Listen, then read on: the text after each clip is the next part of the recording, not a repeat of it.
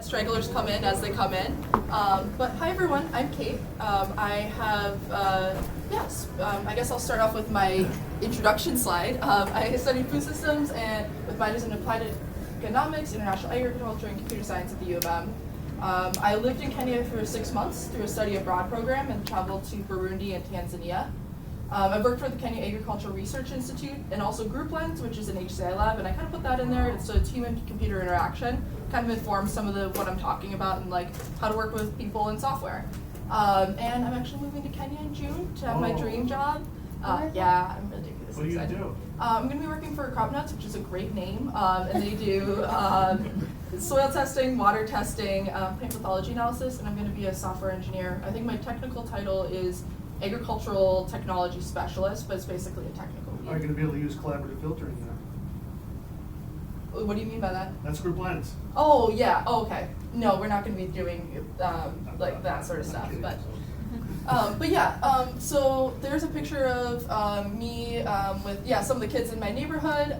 There's me with my co-founder of a project I been working on called Mobaneo, which does documenting land rights. And then my Kenyan family over there that hosted me. So I'm going to go over a few things, background, and then of just like statistics and getting a little familiar with what the tech scene is in Africa. I'm not going to go too much into detail on like what Africa is in there, so it's going to assume some basic knowledge there. And then example applications, so what applications that people are using, what ones have been made, etc. Then I'm going to go into what are some of the barriers that exist, especially with flip phones and the basic phones there. Then into how do you design software and how do you make it there, and then sources. And then afterwards I'm going to leave some time for takeaways and discussion. But yeah, this is in Comic Sans. I know you're going to hate me, but it's really good for dyslexic people, so that's why I wrote it in that. If you need any accommodations, slow down, anything, if you have a word I'm using that is not familiar, stop me at any time. In the presentation you can find at z.umn.edu/AfricaTech if you want to watch along as you go. So we'll start off with the background. Hey, nice to see you guys. Cell phone ownership is rapidly growing. So this is from 2002 to 2014, and you can see it growing there. There's Kenya, where I stayed in mostly, and then Tanzania. You can see a pretty drastic difference even against bordering countries. So you can see everything from 51% owning a smartphone to 13% owning a smartphone, large amounts owning a basic phone. But the studies have really shown that even when people don't have a basic phone, they usually have some amount of access to a phone. So they might have a SIM card, and like there might be one family member that owns it, and they have some sort of access. So this is a little misleading because it's not like they have no access to a phone. They're also simu ya jumai, which is like cell phone of like community that you can use in Kenya specifically. So they're community cell phones that you can rent for a certain amount of time. And so this is also really interesting. This is for all of Africa from 2009 to 2019. But this is on the bottom here. You can see the different OSs. So Android rapidly grew. You can see Series 40, which is, I believe, a Nokia sort of OS, and a lot of other ones. But you see, like iOS it's growing, but it's pretty small. In Kenya, where I stayed, it's pretty much non-existent. Besides really upper class, but for that reason, a lot of the things we choose to make are in Android, because that's just what people are using. And then this is data coverage. Unfortunately, I couldn't get all for Africa, so I chose Kenya, because that's where I visited. So this is, the data coverage is pretty slim, you can see here. It almost looks like a line. And for that reason, you really need to design with offline capabilities in mind. So can they go, even if they have a smartphone, can they go to a local village and get all the access they need, a local town, and then go off and get the access? It depends. It also depends, like, are you going to be targeting a city or where are you going to be? But especially if you're trying to reach people out here, you have to think about how are they going to access this. So I'm going to go over some sample applications. So I took I took Kenya because they wouldn't let me do all of Africa, but I took some of the most popular applications and put them in a giant list here. And we're going to highlight a few of them. So WhatsApp's super big, as well as, which is, if you guys aren't familiar, you can do like texting and calling from it, and it saves you a lot of data. And so people are paying per amount of data. And so that's something they really like. Same with Opera, Opera's a web browser. But Opera Mini is really popular. There's also Opera down there, which is basically unheard of in the US, but it really condenses, and people are very concerned about condensing data. And then for those that have come in late, if anybody has anything at any point, to contribute, by all means. And then you can see, Facebook Lite is more popular than Facebook. Again, people are really concerned about it. They're not getting unlimited plans there. They're usually paying per amount of data. So that's something they're really concerned about and something you should really keep in mind when you're developing apps. And then for Kenya, this is not like the rest of Africa, I should say. Kenya has M-Pesa, which we'll go a little bit more into later. But mobile money is huge in Kenya. So this is not necessarily all of Africa, but much more so than you would see in the US. And then news and entertainment. They like news and entertainment, who doesn't? Free, cheap, accessible. But yeah, some of the lessons there, Africans are really concerned with data usage. As I said, Kenyans specifically see comfortable and see value in mobile money. News and entertainment, connecting with others is important. One of the interesting things is Uber is way down on the list here. It's not really gained in popularity. There's other transportation services, but sharing economy in general hasn't really caught on. I mean, it's there, it's not digitalized though. I would say people do have these informal economies and are doing these things, but it's not necessarily through a digital platform. Is there anything else anyone finds interesting? There's a lot of games. Yeah. I think if you saw the US too, you would see even more, but yeah. Word Story is really fun, I like that one. So there's Also, there's an alternative to Uber in Kenya where it's not Lyft, but there's Taxify. I don't know if you've seen Taxify in Kenya. no, I haven't been there in a few years. Yeah, so it's pretty cool. It's competing with pretty much. A lot of people use Taxify than Uber now over there. Oh, cool, thank you. Are these cash apps for the regular currency, or are they using digital currency? It's so they're not using blockchain, or when some of them are using blockchain on the back end for exchange, but it's really in Kenyan shillings. To go with that question, but yeah, so a few example applications I'm going to go through. Let's watch short. Let's see if this will go.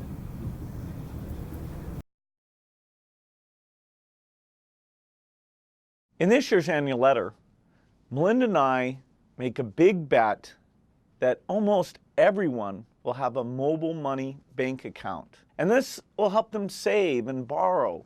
It'll really empower them in a big way. But the question is, can this really get out to almost everyone? I talk about Bangladesh, and they're only 4% have one of these mobile money accounts. But in the Philippines, they got started earlier. They have 8%. Other African countries are up to 10, 30, and even 40% of adults having these accounts. But the first country that got started was Kenya. And here we see that there's over 1,000 accounts for every 1,000 adults. That's what we want for everyone. Banking is something that most of us take for granted. But for the poorest, they don't have any banking services. Even in the few cases where loans have been made available, they've been able to start small businesses. So getting that out to everyone is so empowering. It will really change their life.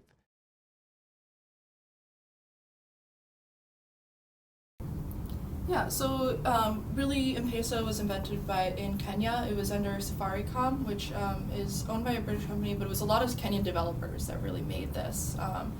And it is really widely used, it's spreading, and yeah, it's a really, I think, cool program. Any questions on that?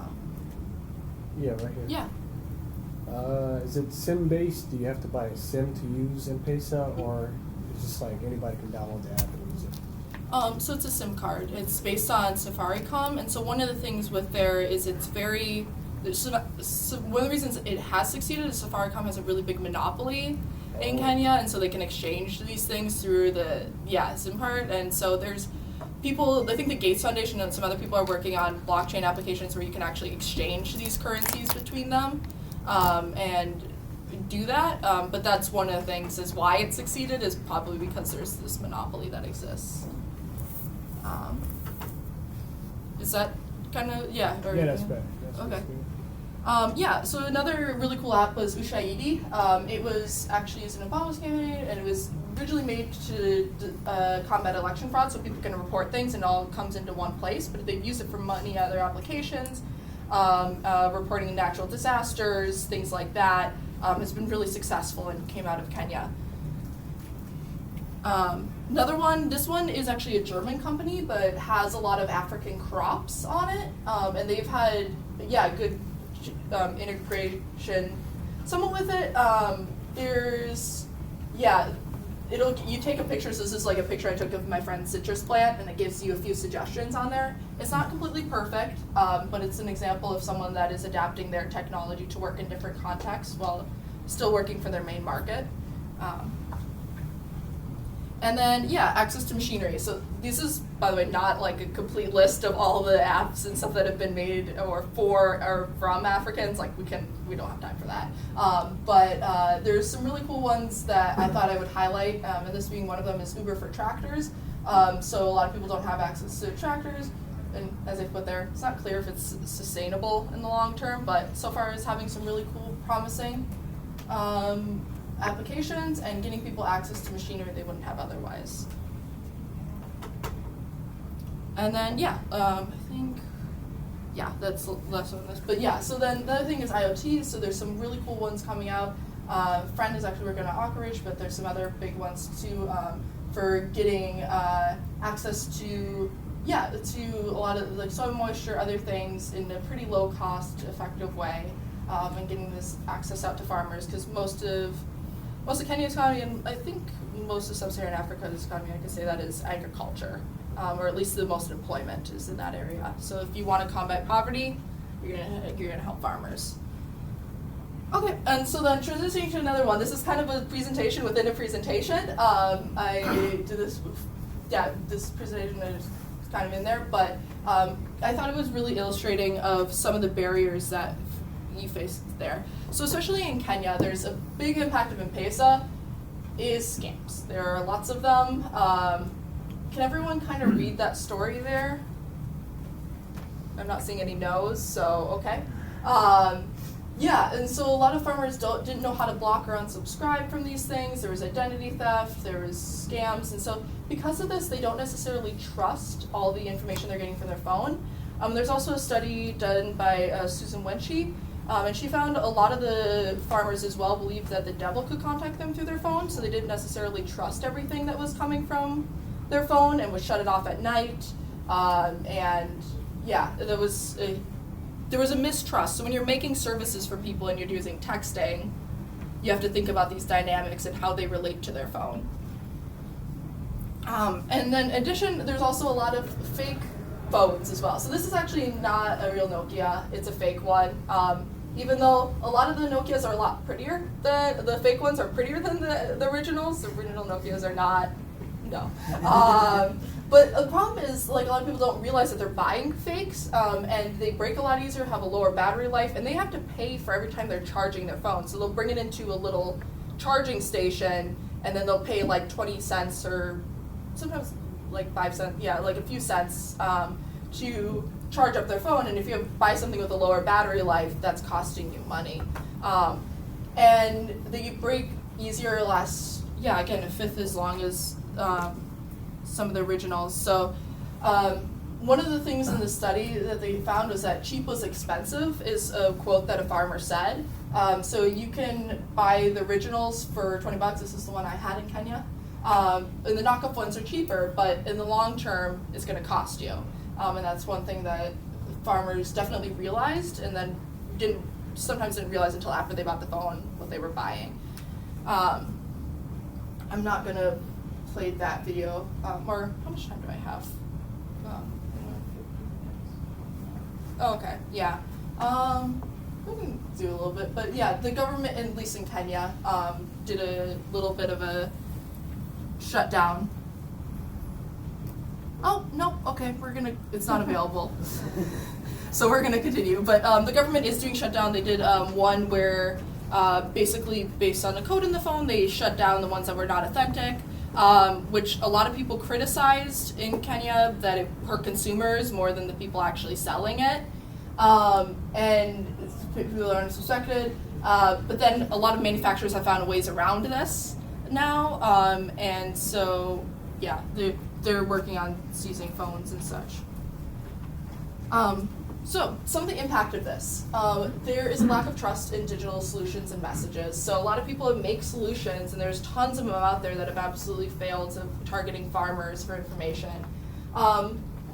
Also, they're paying for texting service, and I think from an American standpoint, you're like, oh, it's just 1 cent per text. But if you're making $1 a day, that's a lot of impact. And like, they don't really want to be texting back and forth to get like a little piece of information. There's a few studies that have shown that the Africans prefer calling over texting, especially a lot of the farmers do. They'd rather just like get their message out, do theirs. So Americans from our point of view were like, texting services, this is great. Not necessarily. And because they have the low battery life and also like some of these beliefs, they will shut their phone off during night and not be able to contact people because of emergencies. So yeah, I'm not saying never do a thing for basic phones, but think very carefully about some of these considerations and what are the dynamics here. So, cool study that they did is they actually had phone repairers design sketch out phones pretty quickly. They're not, yeah, but one of the things that they came up with is how to design a better phone.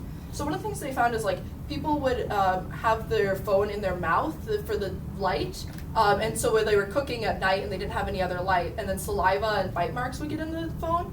And so a lot of people have said, well, the study author said, hey, maybe we should design for that instead of telling people not to, like they clearly want to use a flashlight. Yeah, and there's also a lot more hard surfaces. There's not as much carpet in a lot of these places, so a lot throughout Africa. And yeah, generally more hard surfaces where phones can break. So that was a problem. If you don't have lighting, glow in the dark is a cool feature. So that's one thing they suggested. Embedding spare parts like we do with jet planes. So like if you send out like a jet, they have parts inside of them, so you can possibly embed spare parts. Consistent language was one thing also found.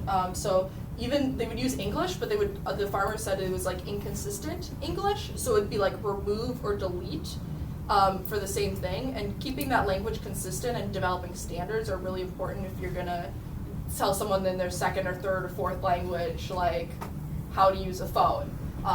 And they should really just make them like more Swahili local options. That would be great, but there are 1,000 to 2,000 languages in all of Africa, depending on your categories. So, yeah. Also, I forgot to put this in here. I had my friend Mercy look at this over, and she also said dual SIM is really useful. She likes that. So, yeah. Because you don't pay monthly plans, it can be cheaper to text someone from one service or another. So having 2 SIM cards in there, or having the wife and the husband SIM card in one phone, this all can be useful. Cool. Any questions, thoughts, concerns? Yeah. Just a generic question, and I walked in late too, so apologies if you already covered it. But in terms of like infrastructure, like cell towers and stuff, like it must be a totally different world. Yeah, and I'm happy to send you, the slides are, we're going back through a lot here. The slides are at z.umn.edu/africatech. But yeah, I went over that a little bit. Okay. Is like, this is the data coverage right there. So that's not cell phone, that's just like 2G, 3G, 4G. And does the power go out frequently and stuff like that? Yes, the power goes out, the water goes out. Sure. Yeah. Cool. Any others? Cool. Okay. Oops, I went a little too far. You just saw my whole presentation. Cool. So design considerations. Let's see. I don't want to just read this out loud because I think unless anyone needs me to read it out loud, I think I don't see anyone that's blind here. So if you are, let me know.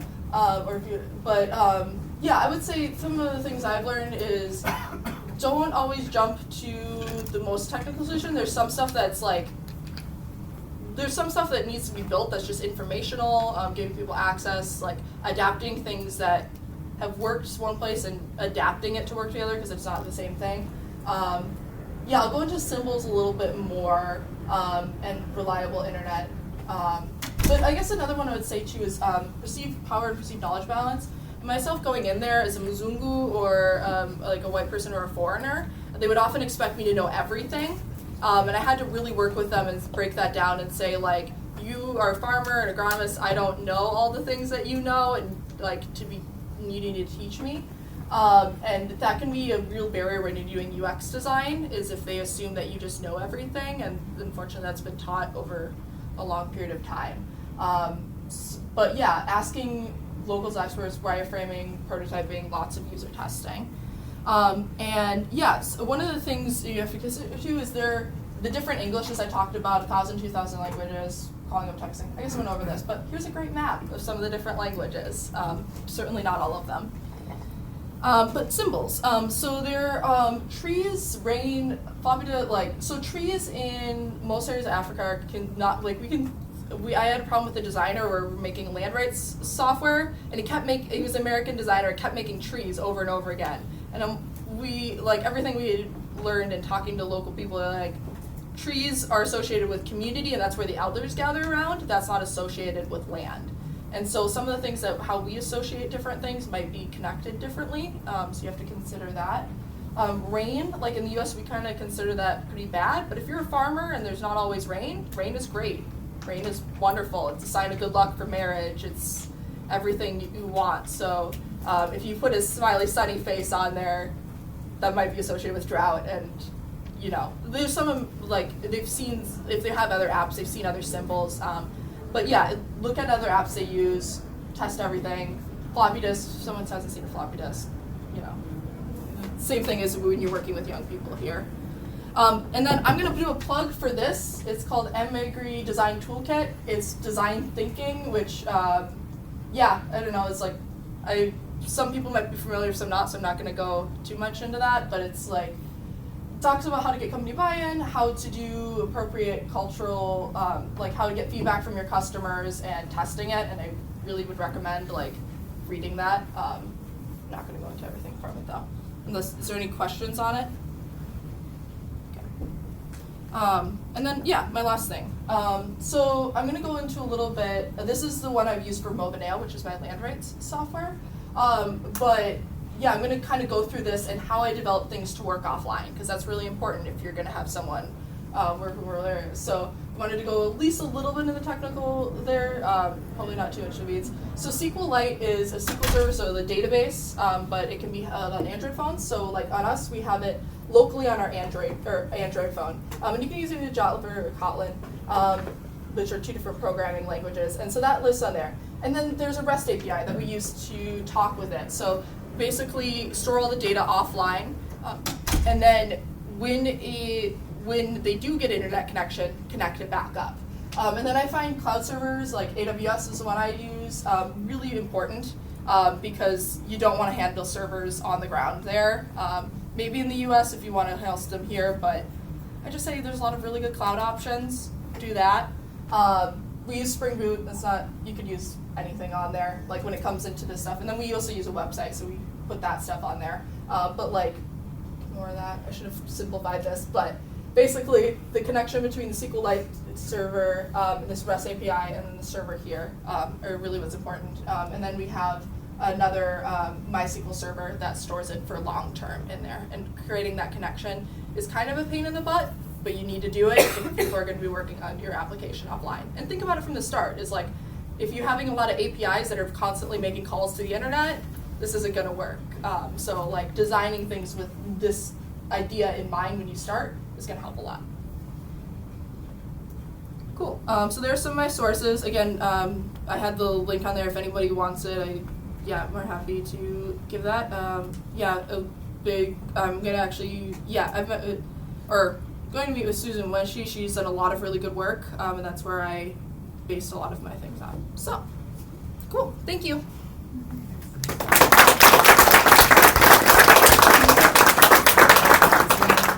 The website for the slides? Oh yeah, for sure.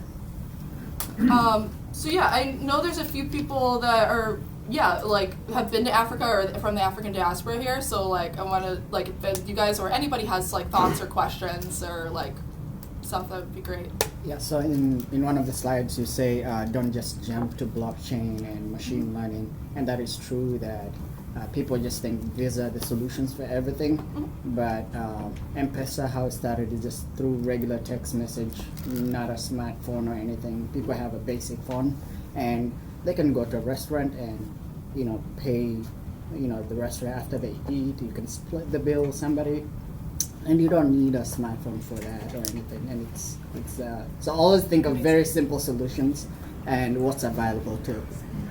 And and that's not to say too that like blockchain or like machine learning should never be used. Yes, like exactly. you just have to like pick and choose and Exactly. and think about too is one of the things that I'm doing my work in Kenya is focusing on people that work with agronomists. So we're making a smartphone application or work with farmers. So we're making a smartphone application for agronomists to map out the size of the land, because a lot of people don't know, or a lot of the farmers, like they know how big their land is, they can walk around it obviously, but not in objective terms, like not in hectares or acres. And so by having that tool for the agronomist who already has a smartphone, they can map out their land and do there. So kind of connecting with some of these people that can help agronomists. There's also Backpack EMR that presented another one today. They're great and doing a lot of really cool work. Yeah. Yeah, thank you so much for the presentation. I was wondering, when it comes to the data that you collect on these like different farmers, I'm saying, what exactly happens with that data? Because then, in the sense of, and again, I'm trying to like form the questions I go on. I know that there's a big conversation around data literacy, and at what point are you this like a subject versus being empowered by it? And it may be a very pretentious thing to say, but I'm just wondering, like, what are the implications? Oh, for sure, and I think that's a question that needs to be asked, so thank you. At least for working with crop nuts in my organization, we are independent from anybody selling fertilizer, seeds, stuff like that. We are and we pride ourselves in that we're independent from people selling it, and we will not sell the data of people's seed and like their data for that, and making sure they own it. And even my interviews with farmers and agronomists, I usually, I try to make sure that I give them as much power as I do that, like give them a chance to look over the transcript that I write and like the paper that I write, and like make sure that their voice and the way that they want to be presented is part of that process. Because I think I'm like doing UX, but also, I mean, it's research too, and like giving people empowerment and making sure I'm hearing their voices of what they want to see and what would help them as part of that process is really important. Because I recognize, again, my role as a foreigner coming in, there's like these imbalances, and I need to respect and like do what I can to help, but in a way that empowers other people. Thank you. Yeah. I have a question about distribution. So, do you have information on what typically is viewed as being more trustworthy or capable in terms of, do users like and prefer going to the app stores to download their apps, or do you view that it's also often easier for app distribution, like do a progressive web app kind of thing, where it's not going to the store, not setting up, iTunes profile, that kind of a thing? I'm wondering if you have perceived a difference in access and trustworthiness of the source of the app. Yeah, I would, if it's a web app, they're not going to be able to use it offline is the one, Yeah, well, I mean, there's a way to design the app so that it can go into an offline storage, just doing it within the local device storage. But I'm just kind of wondering in terms of what's the perception, I guess. Yeah, I don't know if I can speak on that. I don't know if anybody else in the room wants to do that. I'm guessing the app store is probably going to be there, but I don't know. We'd have to ask. Okay. Okay. Oh, yeah. Are you familiar with Secure Scuttlebutt? I'm not. It's like an offline first peer-to-peer protocol. Okay. So you can do local syncing of data amongst devices without an internet connection. Oh, cool. And so the primary use of it is a social network built on top. top. There's other things you can build anything on top of it. Actually, And look so at- when someone has an internet connection, they can sync the data, to the internet and pull down other data from more distant peers.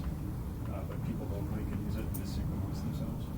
Oh wait, I don't have edit version of this. Okay, I will write that down later. Secure Right. scuttlebutt. Yeah. Okay. What was the name of that? How about health? Secure scuttlebutt. Oh, scuttle. I thought it was skill. Scuttlebutt is a slang term for gossip. It's one of the great economic challenges to Africa, of course, is health. Mhm. Have you seen a lot of development of healthcare apps then? Yeah, actually, I don't know if they're. Yeah, I don't think they're in the room right. Oh, hi. Do you want to talk about Backpack EMR? Sure. So yeah, Backpack EMR does healthcare in Kenya and also other low-income countries. But yeah, we do use something similar to Scuttlebutt.